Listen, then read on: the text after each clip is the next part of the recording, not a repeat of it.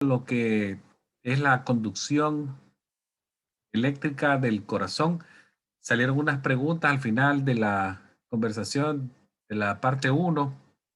Vi que me preguntaron sobre lo que era la arritmia y todo eso. Entonces, esta parte de conducción eléctrica va a complementar lo que es el sistema cardiovascular, porque hablamos más que todo de la parte mecánica, que es el músculo, el miocardio, la parte exterior, que acá se la voy a mostrar nuevamente, lo que era la parte del pericardio, miocardio y endocardio. Pero ahora vamos a hablar sobre lo que es la parte eléctrica, cómo el corazón a través de estímulos eléctricos logra contraerse y producir un efecto de fuerza, y con eso es un efecto como de bomba. Entonces habíamos dicho al comienzo de la noche sobre las distintas capas que forman el corazón. Hemos dicho el pericardio, el miocardio y el endocardio. Uno era la capa externa, el saco externo, que básicamente rodea el corazón, que es el miocardio. La parte media, el miocardio. Y la parte interna, que era el endocardio. Eso eran las capas.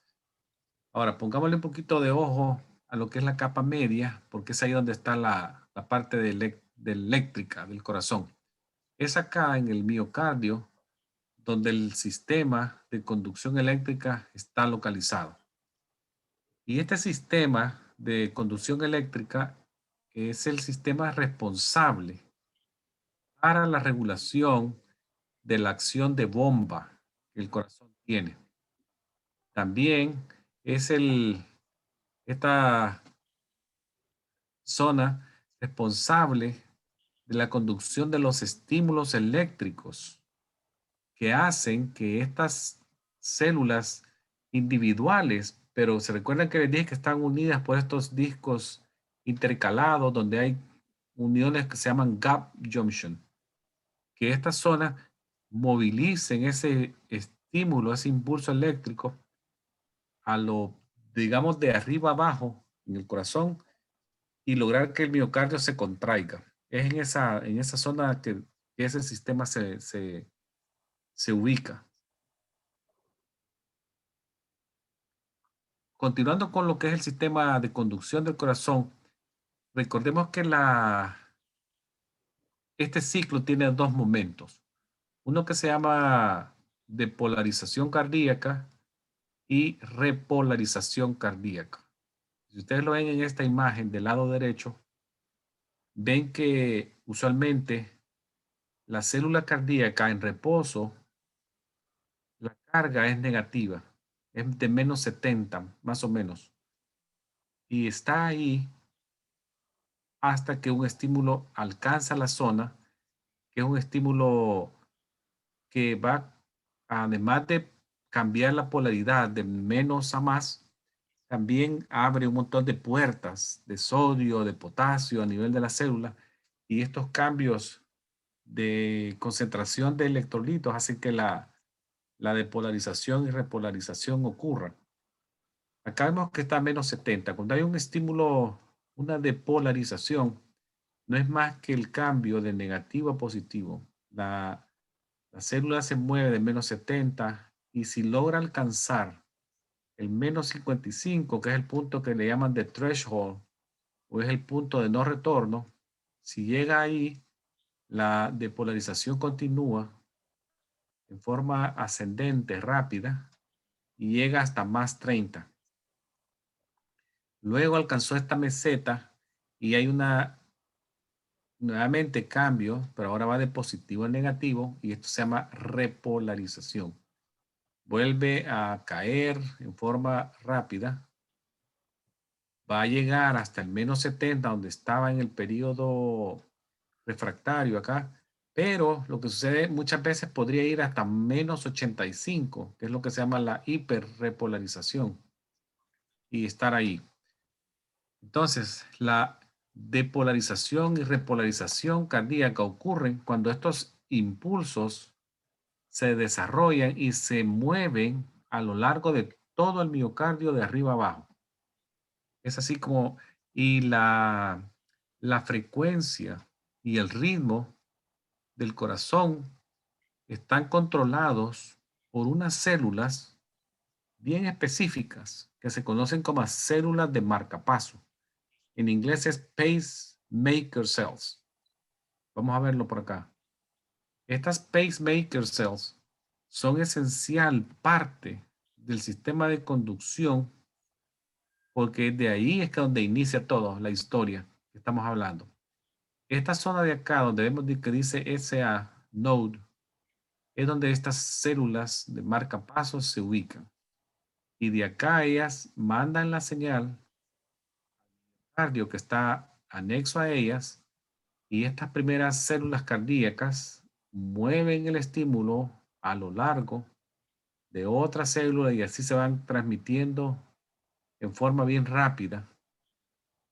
Se produce una corriente eléctrica que pasa bien rápido y es porque estas células se mueven a través de estos discos intercalados que tienen las gap junctions y se pasa bien rápido de célula a célula.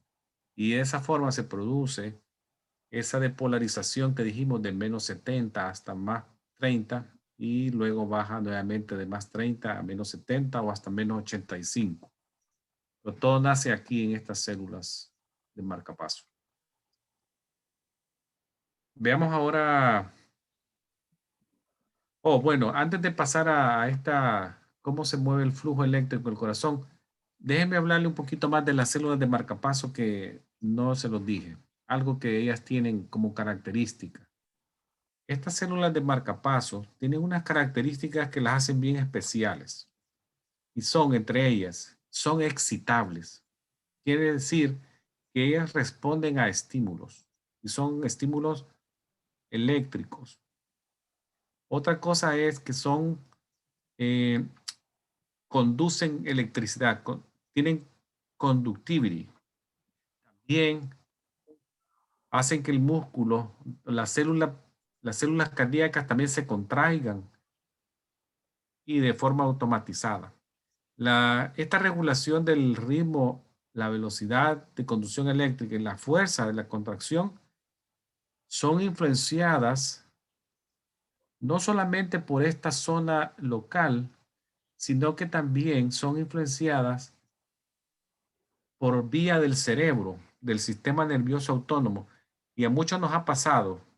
Ustedes pueden estar viendo televisión en algún momento y tienen su pulso tranquilito a 50, 55, pero alguien entró al cuarto y los asustó y ese pulso le va a 120, así en un segundo, porque el sistema nervioso autónomo influencia mucho en esta regulación también del ritmo cardíaco, de la velocidad de conducción de la actividad eléctrica y de la fuerza de contracción. Bien dicen que cuando estamos asustados o en un estado de alarma, nuestro corazón late más rápido, pero también late más efectivo, la contracción es más fuerte. Y eso hace como un mecanismo de defensa. ¿Se recuerdan cuando hablan de flight or fight? De me peleo o huyo. Ahí está el sistema nervioso autónomo actuando a nuestro favor. Ahora, veamos lo que es la conducción eléctrica entonces, antes de que la noche nos llegue más. Tenemos unos sitios importantes que voy a mencionar, que acá les pongo yo 1, 2, 3, 4. El número 1 es el SA, el nodo sinoatrial.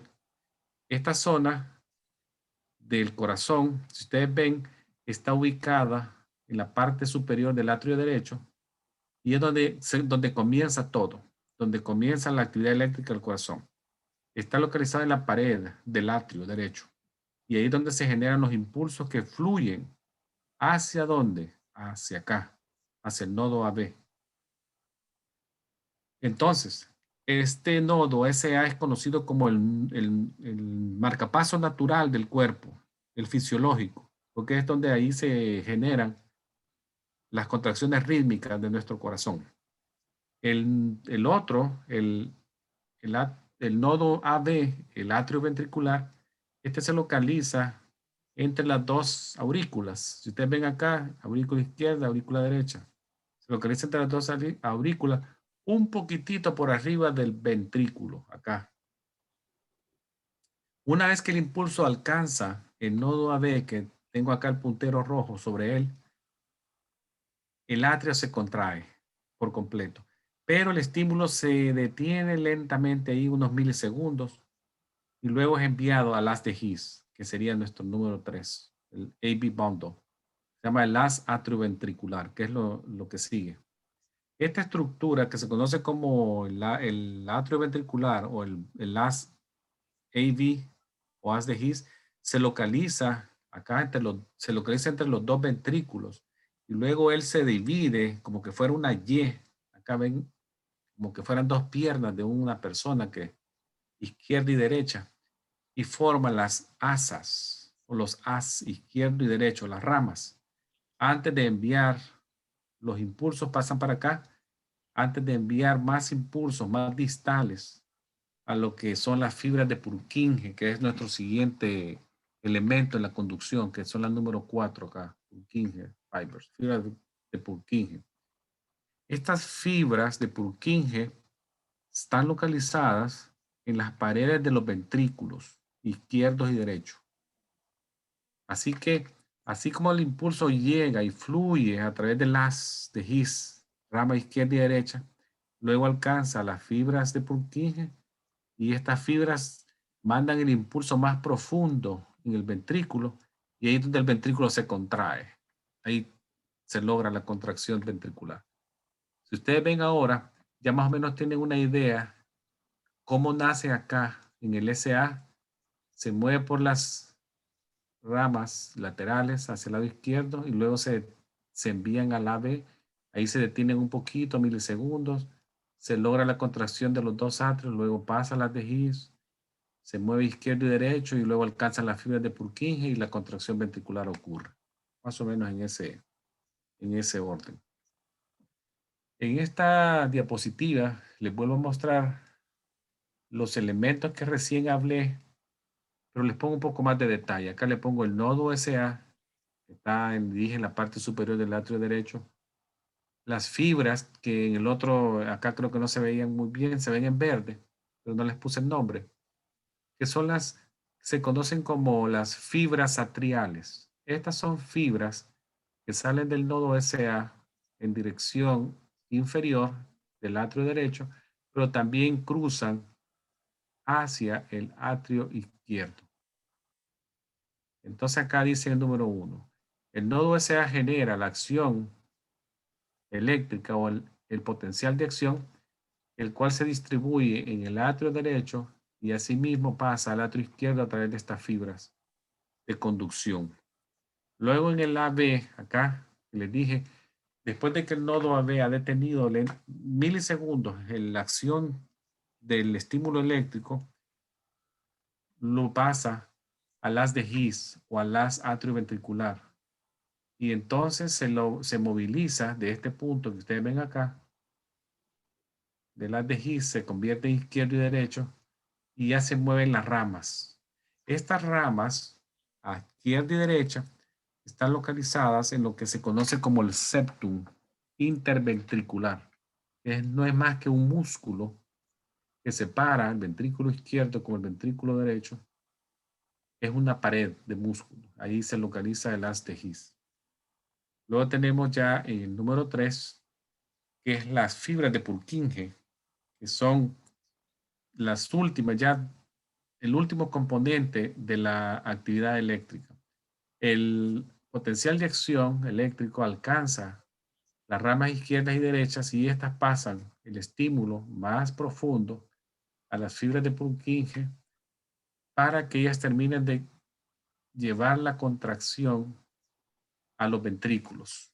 Ustedes ven ahí, ellas están distribuidas en todo el corazón. Lo que me preguntaban al final de la charla anterior de la fibrilación atrial, quiere decir que en esta zona, fuera del SA, no sé dónde, acá, tiene que haber algún punto ectópico que está mandando estímulos eléctricos. Y eso, como lo dije, lo tiene que diagnosticar un electrofisiólogo cardiólogo que logre detectar en qué zona está la zona de irritación que está provocando esa arritmia o en forma de fibrilación atrial.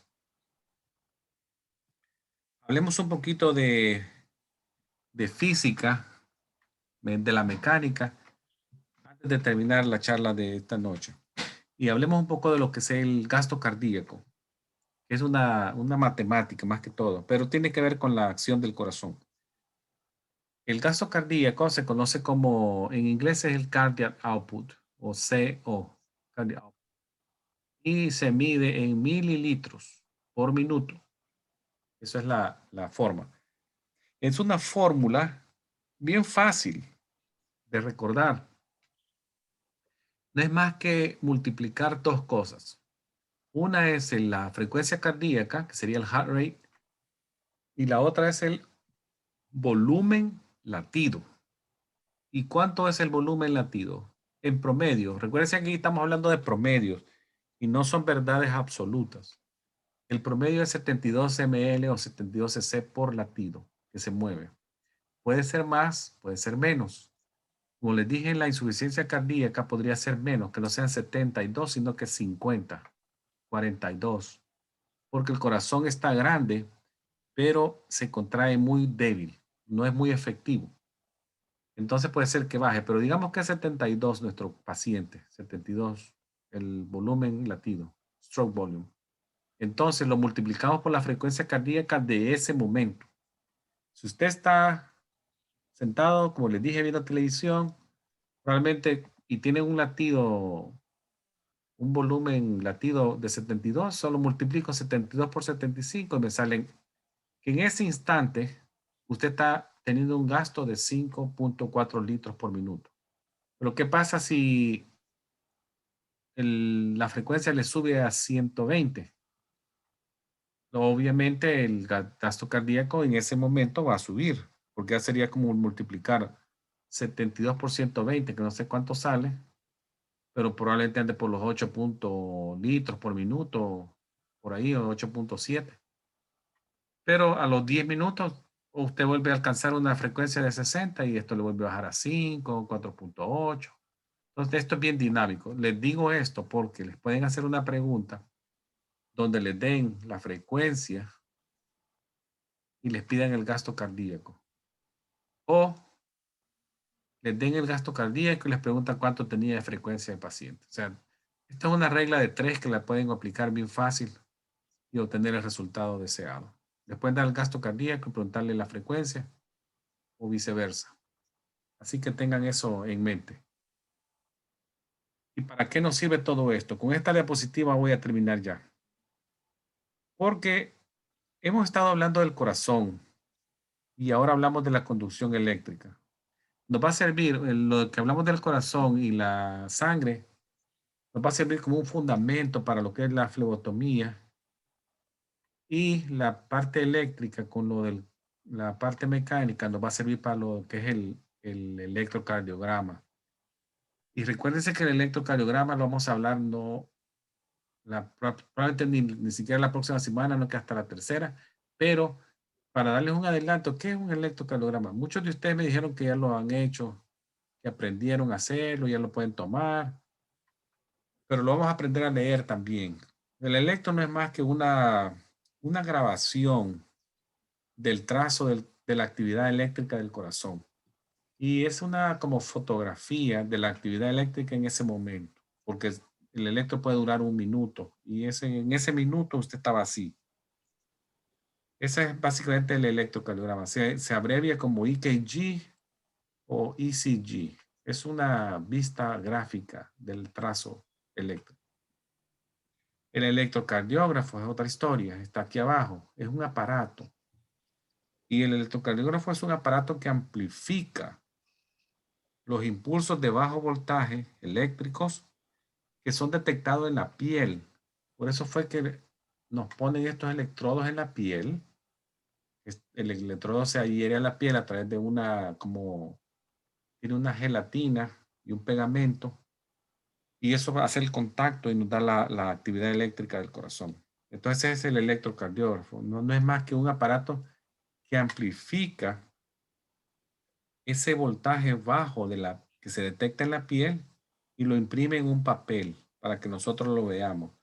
O nos los hace visible en una pantalla de una computadora para que sea interpretado. Así que estos impulsos eléctricos se ven en el monitor cardíaco, que el monitor cardíaco se conoce como un osciloscopio, pero eso es el término un poquito más de ingeniería mecánica o eléctrica. Ellos mencionan el osciloscopio, pero básicamente el monitor cardíaco es un osciloscopio. Ese es el mecanismo que utiliza.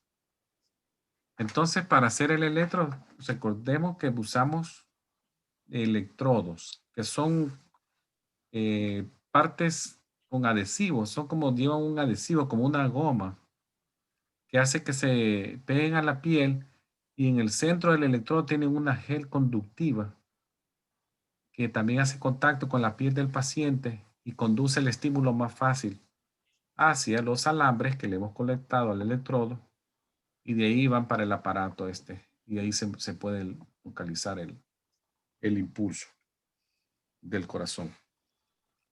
Entonces, bueno, eso es lo que les traía de la parte de conducción eléctrica. Creo que voy a parar acá y a la otra semana les complemento lo demás. No sé si tienen alguna pregunta. Excelente. Si alguien tiene alguna Ok. pregunta.